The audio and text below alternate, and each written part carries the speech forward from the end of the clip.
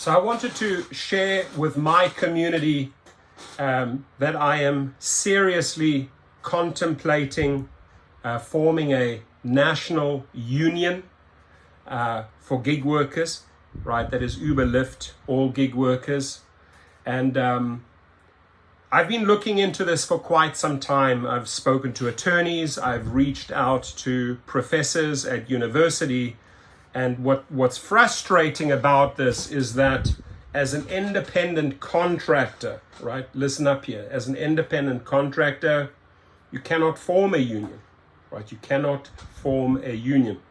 Employees, yes, they can, right? And then the procedures, when I say how to start a union, right? The procedures are pretty tough if you really wanted to get all the gig workers on board, right? Because they're very divided. You got the desperados accepting anything and everything. And then you got the people, might be him, might be her, who actually stand or have some self-value and say, sick and tired. Now, the one sad thing is that you cannot negotiate. There is a possibility. And again, I've spoken to a professor at Stanford. I've spoken to some attorneys that I know.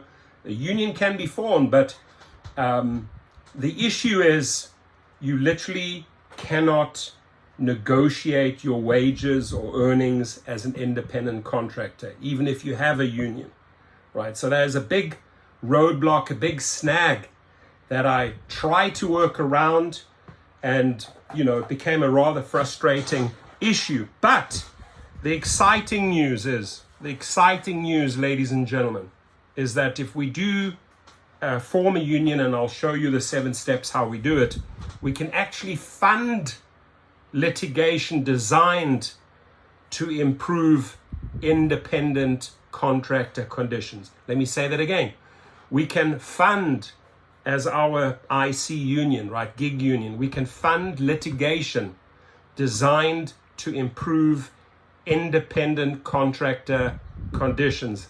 And we can get legislators elected who are sympathetic to independent contractors because they want their vote, right? So, and we can get legislators elected who are sympathetic to us independent contractors, right? We see this playing out in Minnesota right now. So learning from what legislators have already achieved in certain states. Let's look at Washington, for example, right? Probably the most advanced legislation for gig workers so far. Opposite side of the spectrum, you got California. They fought $220 million to not give you these rights, right? Now, I am not for drivers being employees. I am for drivers being the hybrid. And when I say hybrid, is a combination of independent contractor and employee rights, right? You get medical, you can have all the independent contractor qualities. You can have your medical, health support, etc., and other rights. So the hybrid model is completely possible, right? But what we need to do is start fighting state by state and fund this union, get money into the system so that we can get legislators on board that will support us state by state. And we need to fund litigation designed to improve the independent contractor conditions. So that is the positive. This is after months and months of research. I have been asked, and this is interesting, I've been asked by so many unions here in the United States. I've been asked by unions overseas, please be our leader, be our speaker, be our unifier when it comes to this message. For me, though, those are usually isolated states or cities. I'm looking at the big picture here. I want to make a massive impact. I really want to bring a lot of these companies to their knees. I know how to do it. I'm not afraid to confront. I'm not afraid to speak. I'm not afraid to sell. I've done that very, very successfully in the South African Army, helping broker certain peace negotiations between the South African Defence Force and the incoming African National Congress, the party. So I have a lot of experience when it comes to talking to these and bodies and mediating and negotiating, right, a deal. So I do feel like this would be a phenomenal role for me. I do feel like it is partly my calling, because I'm an advocate, and that's what this channel has grown into.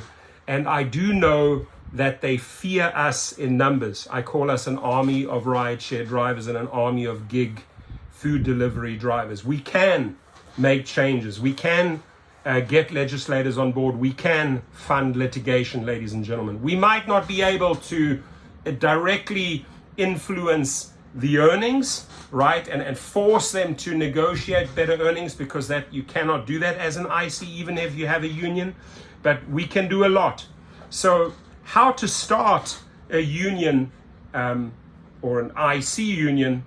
Obviously we'd have to talk to all the co-drivers. We'd have to get a lot of marketing, a lot of social media out there. I think that's completely doable. We'd have to have a union organizer, the role I'll gladly take on.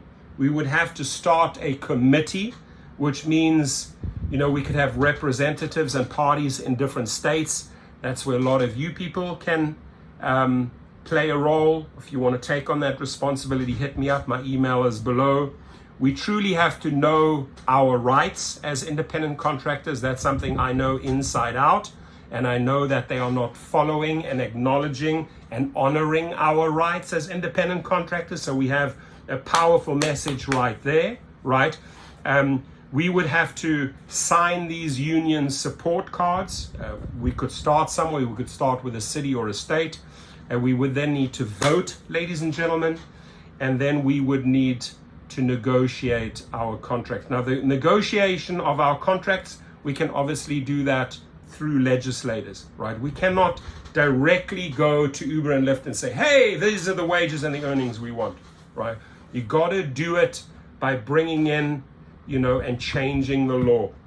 Ladies and gentlemen, if this is a battle you believe we can fight, and we can do strikes, boycotts, and protests to bring attention to this, hey, if you do not act, we will go out and form a union, right?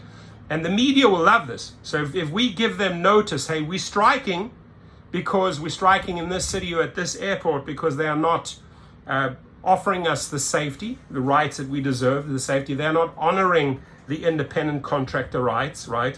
And if they do not listen, we will form a union, and we collectively, as gig workers, will start funding litigation, and we will start bringing legislators on board. When you put that out into the media, state by state, the legislators will step forward that will want to back this, because they can actually see how many people drivers and riders are, right?